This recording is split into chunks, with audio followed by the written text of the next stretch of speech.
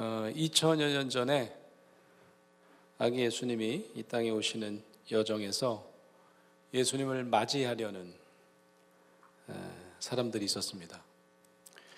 우리가 잘 아는 동방박사 세 사람을 대표적으로 우리가 꼽을 수 있겠죠.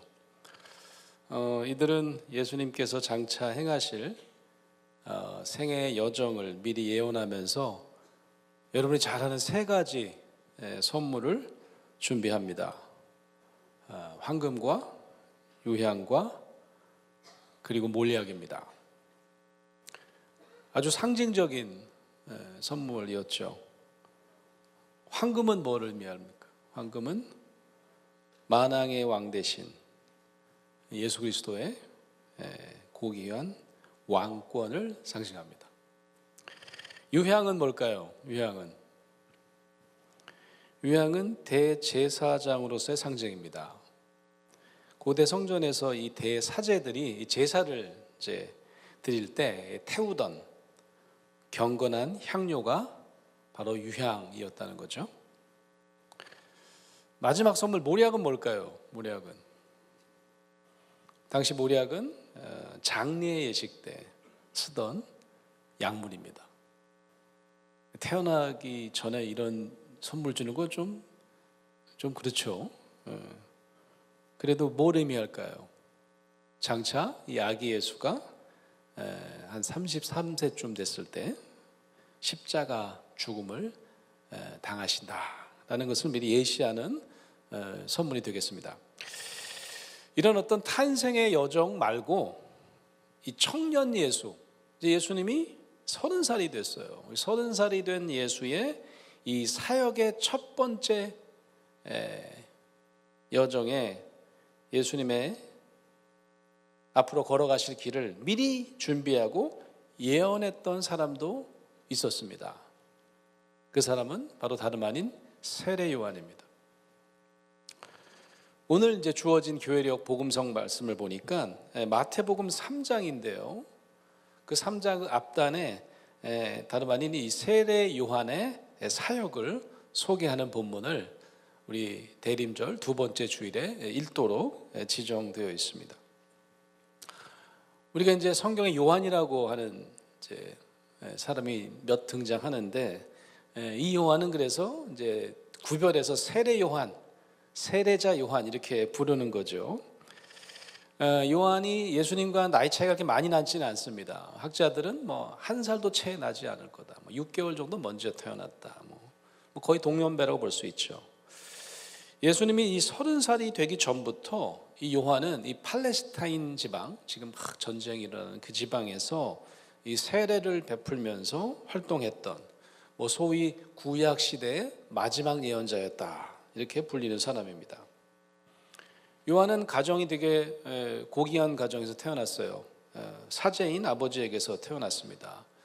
그런데 그렇게 이렇게 얌전하게 지내지를 않고 이분은 아주 스스로 거친 광야 생활을 시작합니다. 옷도 그냥 낙타 가죽옷 같은 것을 걸치고 메뚜기, 광야에서 잡아먹을 수 있는 메뚜기, 꿀 등으로 끼니를 때워가면서 예수님보다 좀 먼저 30세 이전부터 요단강에서 사람들에게 회개를 촉구합니다. 회개하라. 그리고 물로 세례를 베풀었던 그런 장본인입니다. 오늘 본문을 쭉 읽다 보면 심지어는 예수님도 바로 이런 요한에게 세례를 받습니다.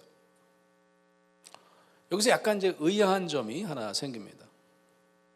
죄를 회개하고 새로운 사람으로 거듭나는 의식으로 요한이 당시 사람들에게 세례를 줬다면 예수님도 회개할 죄가 있고 씻을 죄가 있었다라고 하는 가정이 필요합니다. 그렇죠? 무슨 사람들이 요한에게 요단강에서 죄를 씻는 예식을 행했듯이 예수님도 이 똑같은 예식을 행했다는 거 아닙니까? 뭐 좀 다르게 한 건 아니잖아요. 그래서인지 오늘 본문에 보면 이 요한이 예수님께도 이 세례를 베푸는 것을 좀 주저합니다. 근데 오히려 예수님이 강권을 해서 나도 달라고, 나도 세례 받겠다고 해서 결국 세례를 베풀었다라고 마태복음 3장은 기록하고 있습니다. 우리가 한번 상상을 해보는 거죠. 이 몫으로 그래도 한 30년을 우리랑 똑같은 인간적인 삶을 사는 예수님도 그냥 평범한 청년으로 살았다면 뭐 그래도 크고 작은 죄를 좀 졌겠지. 거짓말도 좀 하고 남도 좀 살짝 가격도 좀 속이기도 하고, 네, 이렇게 가정할 수도 있습니다. 그렇다면 이 30세 이전의 예수님은 정말 하나님의 아들이었다기보다는 그냥 뭐 평범한 사람의 아들, 그냥 요셉과 마리아의 아들이기만 했던 건가요? 그것도 좀 아닌 것 같지 않으세요? 이 신약 성경을 연구한 학자들은 그래서 오늘 우리가 읽은 마태복음 3장의 예수님의 세례 의식을 기점으로 비포 예수님, 애프터 예수님을 나눕니다. 이 세례 이후에는 예수님이 완전히 다른 생을 살게 된다고 언급합니다. 그래서 개인적인 삶이 아니라 공적인 삶, 그래서 공생애라는 말을 하죠. 예수님의 공생애가 세례 이후에 시작됐다, 이렇게 말씀하는 거죠. 이 공생애는 한마디로 하나님이 원하시는 구원 사역을 시작하게 된다라는 의미입니다. 그동안 어떻게 살았냐? 자신을 위해 살았겠죠. 그리고 가족을 위해서 몫으로서 개인적인 삶을 살았는데 이제 그것은 끝이 났다, 그런 의미입니다. 예수님께서 받았던 이 요단강 세례를 이해하려면 우리는 이 죄에 대한 새로운 이해를 반드시 해야 합니다. 여기서 얘기하는 죄가 뭘까? 이 세상에서 얘기하는 죄는 있잖아요. 우리가 다 아는 대로 법과 상식을 위반할 때 죄라고 규정합니다. 잘못하면 감옥도 가요. 이건 그리스도인에게도 예외가 아닙니다. 그리스도인이 다른 사람을 이유 없이 때렸어요? 그러면 이게 폭행죄가 됩니다. 사기를 쳤어요? 사기죄가 되는 거죠. 그러니 그리스도인들도 이 똑같은 잣대로 사회에서는, 세상에서는 법과 상식에 어긋나는 행동을 하면 죄인으로 전락합니다. 그렇다면 우리 기독교에서 얘기하는 죄는 이 세상이 정의하는 죄와 어떻게 다른 것일까요? 이게 중요합니다. 그리스도인에게 죄란 바로 하나님과의 관계에 의해 정의됩니다. 우리 그리스도인들에게는 죄라는 것은 뭐냐? 하나님에게서 벗어나는 일입니다. 그래서 많은 주석가들은 뭐라고 그랬냐면요, 이 죄라는 것은 마치 화살이 하나님의 관역에서 벗어나는 일이다 라고 설명해 왔습니다. 우리가 양궁 되게 잘하는 나라 아닙니까? 다 우리가 그냥 중앙의 관역에 맞추잖아요. 웬만한 우리 대한민국 선수들은. 근데 실수를 해서 이 관역에서 화살이 벗어난 거예요.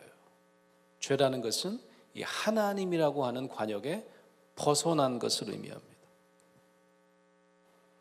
법과 상식에 위배되는 행동을 하지 않으면 세상적으로는 죄인이라고 부르면 안 돼요. 그죠? 하지만 그리스도인이라면 하나님 중심의 관계라는 범주에 벗어나 있으면 그것은 죄인이라고 부를 수 있다는 말씀입니다. 그런 의미에서 30세 이전 청년 예수의 삶에서 세례라는 건 뭐냐? 바로 철저하게 하나님 중심의 공적인 생애로 전환하는 시발점이 되었던 것입니다.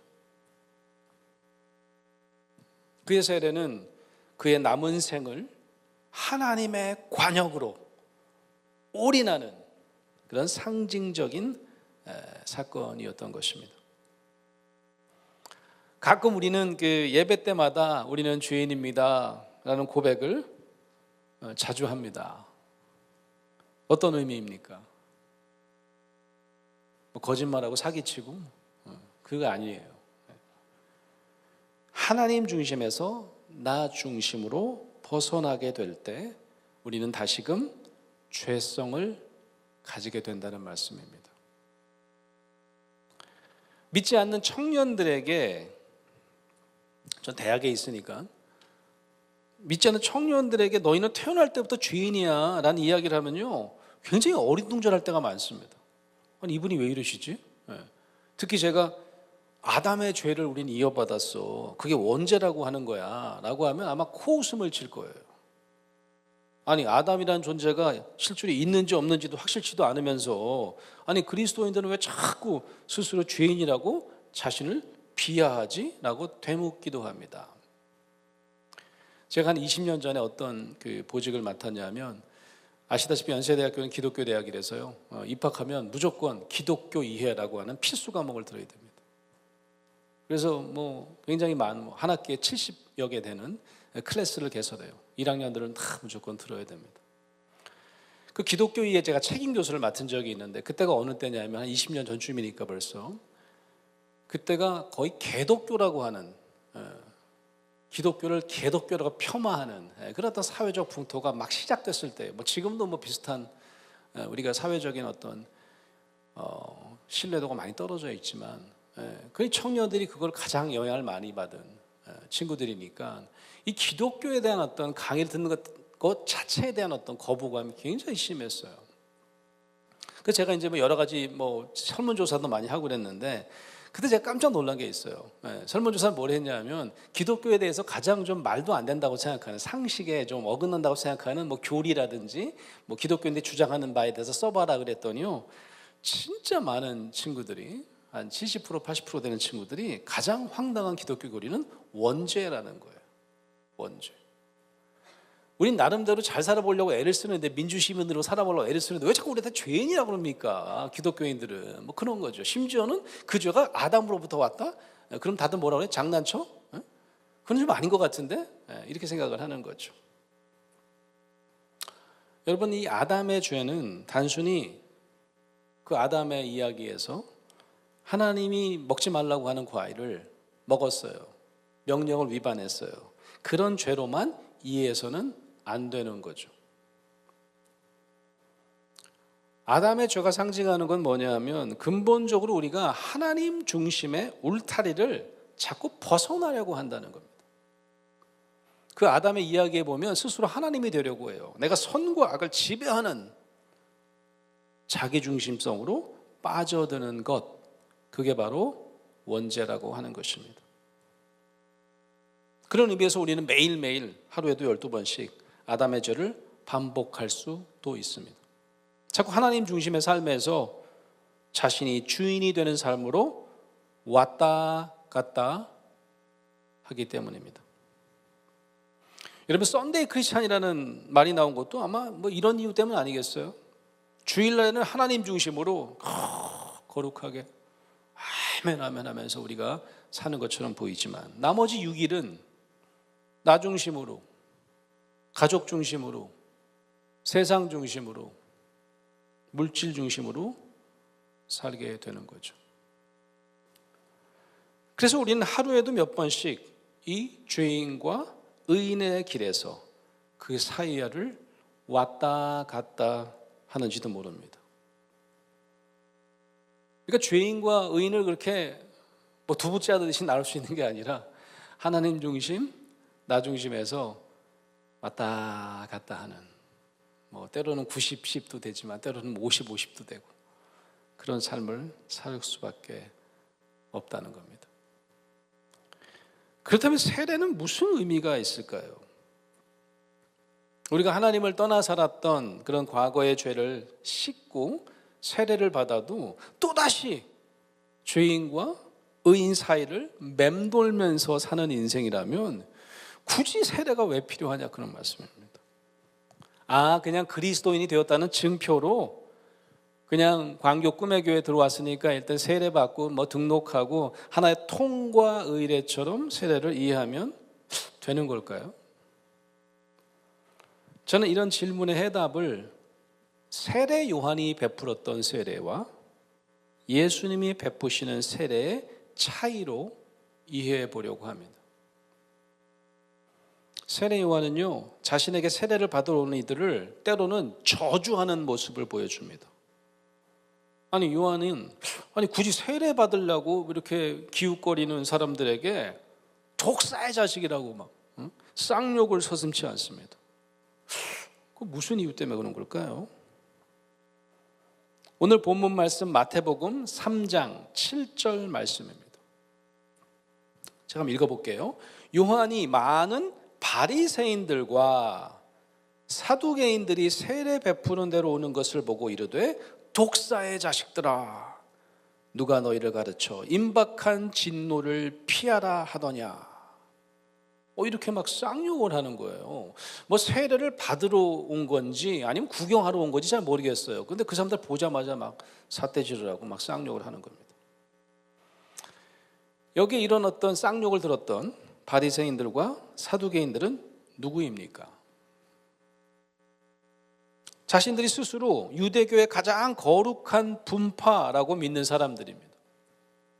율법 준수에 아주 철저한 만큼 다른 사람은 몰라도 나는 스스로 의인이야 라고 자부하는 사람들입니다. 어쩌면 이들에게 세례 예식은 자신의 의를 좀 더욱 강하게 만드는 또 다른 어떤 율법적인 어떤 사항이다, 이렇게 아마 여겼을지도 모릅니다. 왜냐하면 요한이 베푼 이 세례 의식 이전에도 아주 비슷한, 아주 유사한 유대교의 예식이 하나 있었는데 그건 바로 정결 예식이라고 하는 것입니다. 구약의 이 출애굽기나 레위기에 보면요, 이 제사장 임직식 때 아론이랑 그 아들들을 물로 씻겨서 정결케 하는 정결예가 등장합니다. 세례랑 좀 닮아 있죠. 일반인들에게도요, 제사장한테 가서 이 정결 예식을 행하는 경우가 일상생활 중에 아주 흔하게 있었습니다. 가장 흔한 예를 든다면 여성들이 한 달에 한 번 생리를 하면 반드시 정결 예식을 행해야 합니다.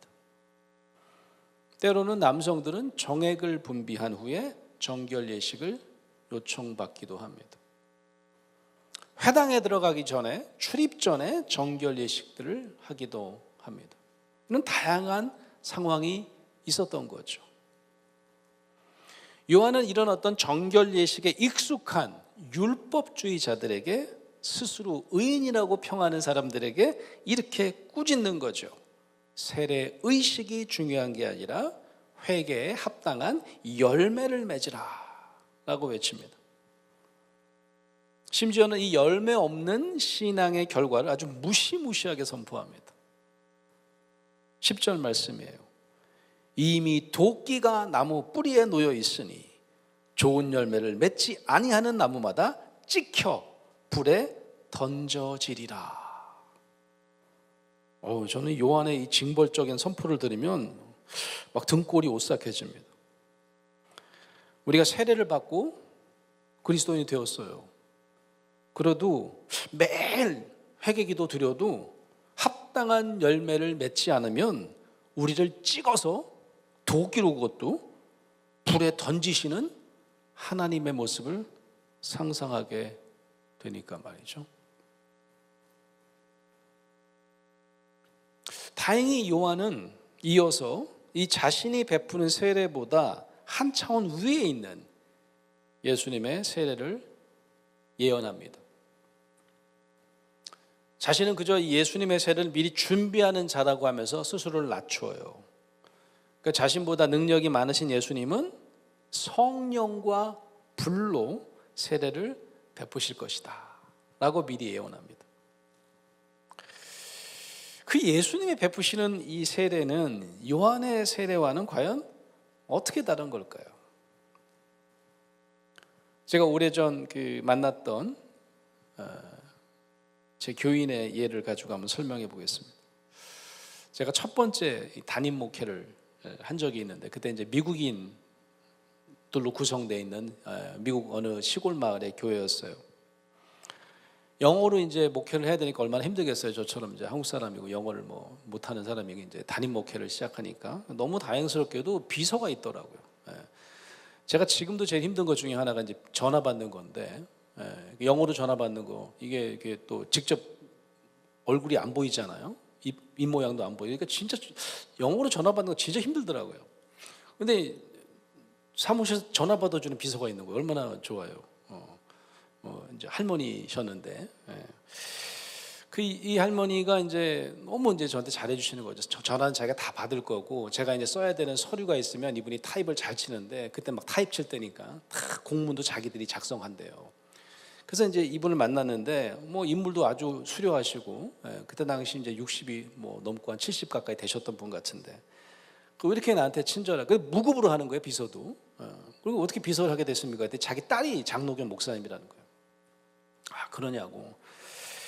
전 남편이 없는 줄 알았어요. 남편이 있대요. 남편이 아주 굉장히 훌륭한 분이더라고요. 그 냉장고 만드는 회사에 제너럴 엘렉트릭이라고 하는 회사의 부사장까지 하고 은퇴한 아주 대기업의 중견 간부 출신이에요. 이름이 데이빗이었습니다. 근데 남편이 있는데 교회에서 보기가 어려운 거예요. 교회 출석을 안 하는 거예요. 아내는 목사 비서인데, 담임 목사 비서인데 남편은 교회를 나오지 않는 거지. 근데 우리 마을에서 그분을 모르는 사람이 없는 거예요. 그 데이빗이라고 하는 분을. 교회에 저보다 더 많이 와. 그러니까 월요일부터 토요일까지는 교회에서 이제 음식 봉사하는 프로그램이 있었어요. 밀즈 온 윌즈라고 그래가지고 지역에 이제 그 우리 같으면 이마트 뭐 이런 데서 이제 얼마 남지 않은, 유효 기간이 얼마 남지 않은 그 음식을 교회에다 기부를 합니다. 그럼 이제 그걸 냉동에 얼려놓고 이제 그걸 이제 해동해가지고 이제 지역 사람들에게 나눠주는 일을 하는 거죠. 주로 취약계층이나 노인들, 밥을 해먹기 힘든 분들에게 아침에 모여가지고 따뜻하게 만들어가지고 점심 전에 배달하는 이런 서비스가 있는데, 거기에 드라이버만 한 50명 되는 거예요. 근데 그거 코디네이터를 하는 거예요, 데이빗이라는 사람이. 그러니까 월요일부터 토요일까지 교회에서 살아요. 그러니까 저보다 더 많이 교회로 오는데 주일은 안 와. 너무 당황스럽잖아요. 응? 아니 무슨 아내는 교회를 제일 나한테 인접거리에서 도와주는 비서고 교회를 월요일부터 토요일 날. 그래서 나는 그렇게 생각해서, 아, 주일날 지쳐서 쉬나 보다. 그런 것도 아니야. 그냥 철학적으로 주일날 교회를 안 나와. 자기만의 어떤 원칙이 있다는 거예요. 그래갖고 이 남편 교회 나오게 하려고 애를 쓰다가 지금은 포기했다는 거죠. 이 비서, 이 교인분이. 목사님 언제 기회 되면 한번 물어봐 주세요. 도대체 주일날 교회는 왜 안 나오는지. 월요일부터 토요일날 그렇게 교회에서 살면서. 이유를 좀 알고 싶어서 저도 이제 언젠가 얘기 한번 해봐야 되겠다. 근데 뭐 교회에서 뭐 월요일부터 금요일까지는, 토요일까지는 만날 수 있긴 한데, 어느 날 교회 집에 초대를 한 거예요, 이분이. 저희 가족을 초대를 했습니다. 이분이 이제 잘 사니까 캠프가 있더라고요. 별장이 있어요. 호숫가가 있는 별장이었습니다. 너무 아름답고 좋더라고요. 식사 대접을 받고 호숫가를 내다보면서 어떤 안락 의자에 앉아가지고 둘이서 얘기를 시작했어요. 아니, 난 좀 이상한 게 있다. 일주일에 내내 6일 동안 교회 와서 살면서 굳이 주일날은 교회를 안 나오는 특별한 이유가 있느냐, 이렇게 물어본 거죠. 기분 나쁘지 않게. 놀랍게도 데이빗이 있다는 거예요. 자기만의 원칙이 있대요. 그 원칙이 뭡니까? 라고 했더니 바로 오늘 우리가 읽은 성경 구절을 얘기하는 거예요. 마태복음 3장 10절 말씀입니다. 저는 깜짝 놀랐어요. 그 말씀이 뭐냐? 좀 전에 우리가 읽은 이미 도끼가 나무 뿌리에 놓였으니 좋은 열매를 맺지 아니하는 나무마다 찍혀 불에 던져지리라. 이 말씀을 자기는 마음에 품고 산대요. 그게 마음에 품고 살 만한 구절은 아니에요. 이게 좀 무시무시한 구절인데 어떻게 이런 거를 품고 산다고 그러지? 그랬더니 그분이 이렇게 얘기하는 거죠. 자신에게, 이 데이빗에게 좋은 열매는 바로 지역 공동체, 정말 도움이 필요한 이런 노인들이나 이 취약계층의 사람들에게 내가 먹을 것을 제공하는 그런 봉사 활동이 자신에게는 좋은 열매 맺는 일이다. 그런데 마치 바리새인들처럼 나는 예배드려, 나는 주일날 절대로 안 빠져, 이 종교 예식이나 종교 활동만을 강조하는 사람들을 자신은 불에 던지는 하나님의 모습을 강하게 가지고 있는 거죠.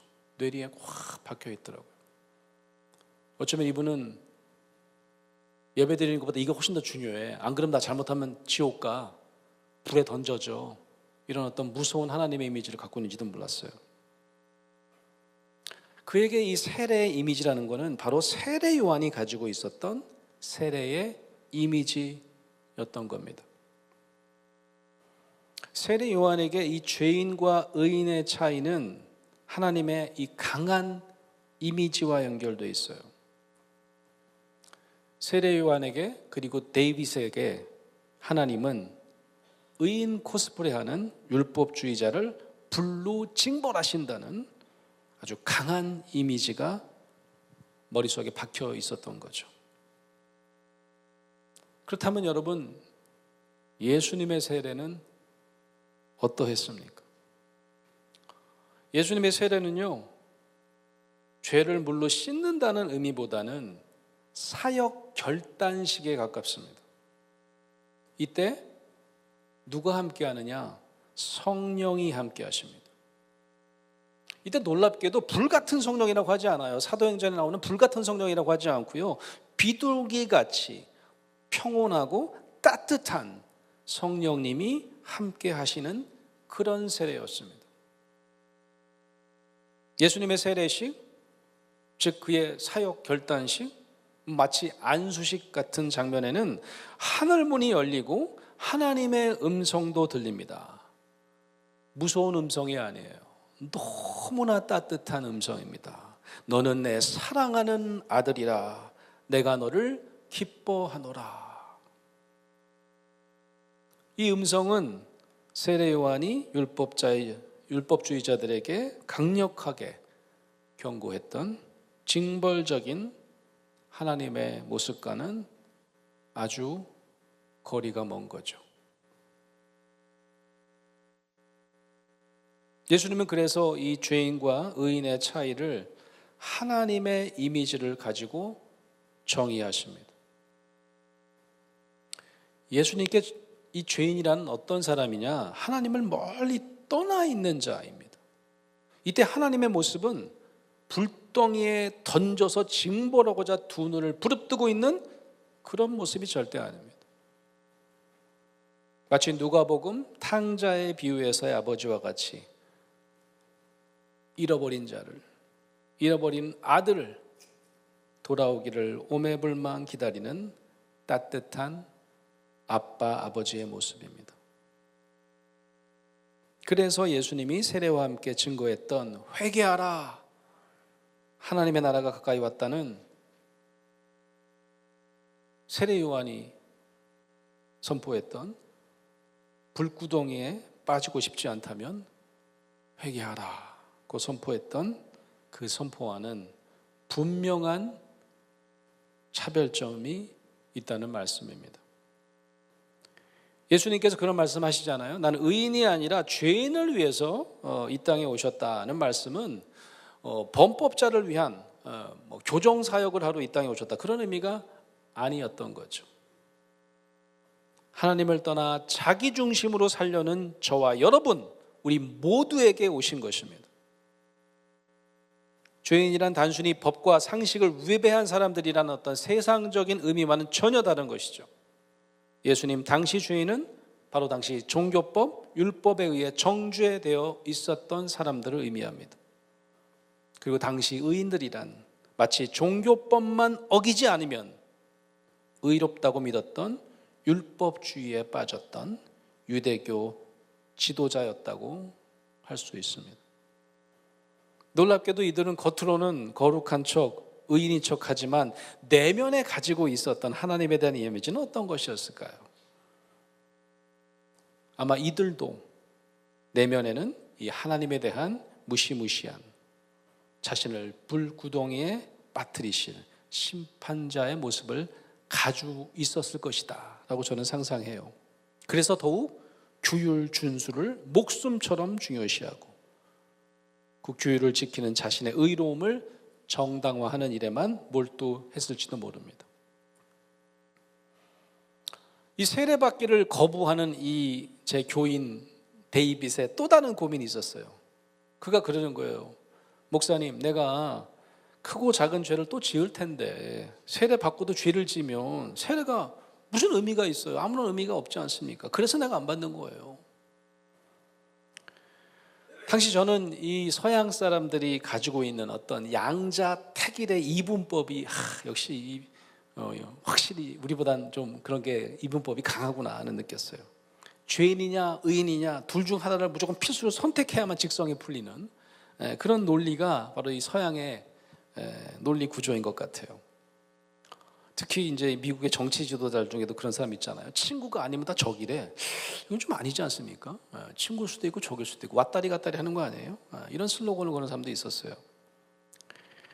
죄인과 의인의 구별은 실제로 어느 양 극단에 가 있느냐에 또 따라서 달라지는 거죠. 우리는 어쩌면 죄인과 의인 어느 중간 사이에 있는지도 모르겠습니다.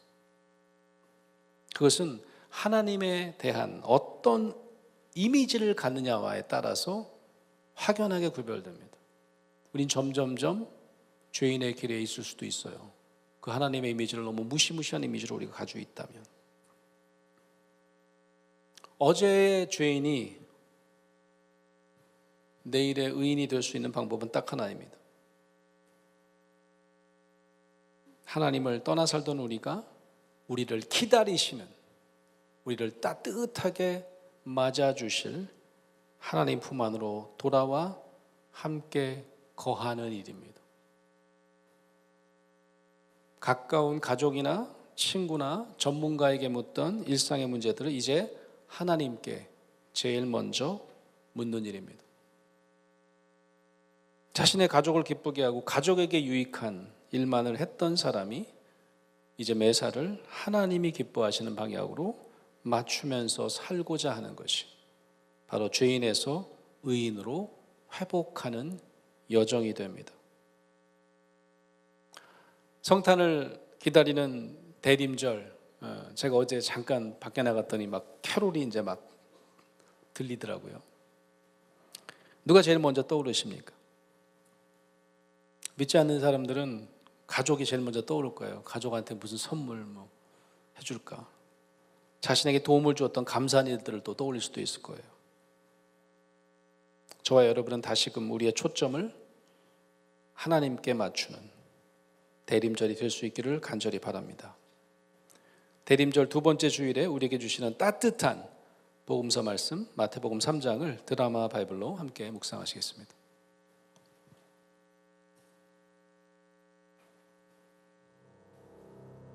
그때 세례 요한이 이르러 유대 광야에서 전파하여 말하되 회개하라, 천국이 가까이 왔느니라. 그는 선지자 이사야를 통하여 말씀하신 자라.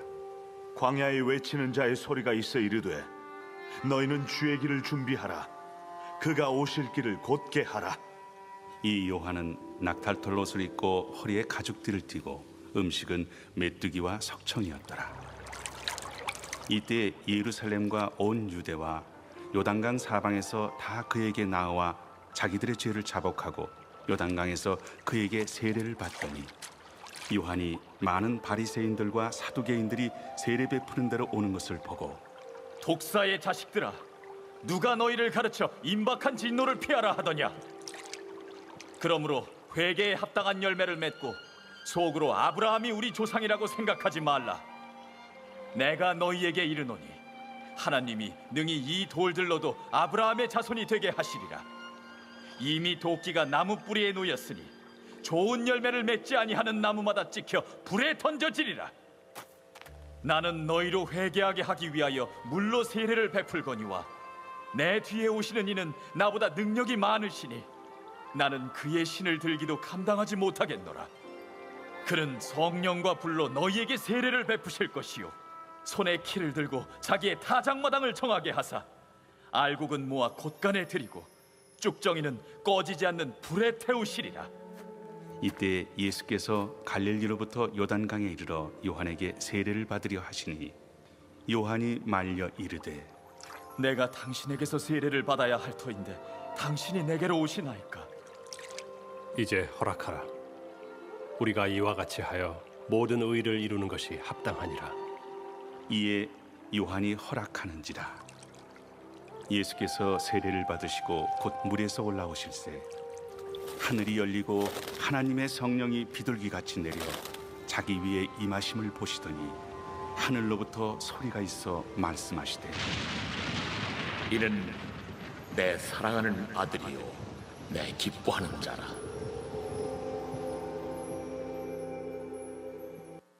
제3장. 아멘.